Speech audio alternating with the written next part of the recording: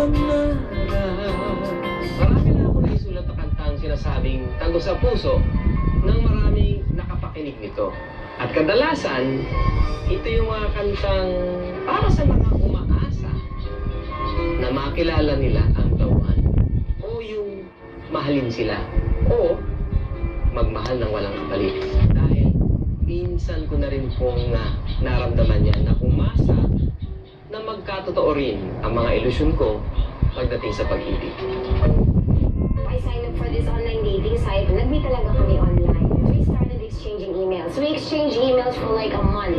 First time ko pa makipag-date sa isang foreigner na ganun pala. Dream guy talaga. Our relationship worked out for 2 years. Long distance relationship. Pag nararamdaman ko yung moment na kailangan ko siya and he's not there, that's the time I feel sad. And that's the reason why we broke up. Ang sakit kasi parang kahapon lang may boyfriend ka, tapos pagising mo sa umaga, wala na pala. Tapos ang pinaka-fear ko is makahanap siya ng iba. Tapos ako, I haven't moved on. Kasi I want him eh. Pangarap ko na sana pag nagkita kaming dalawa, ganun pa rin yung nararamdaman namin sa isa't isa. Pangarap ko na mag-travel kami together. Pangarap ko na sana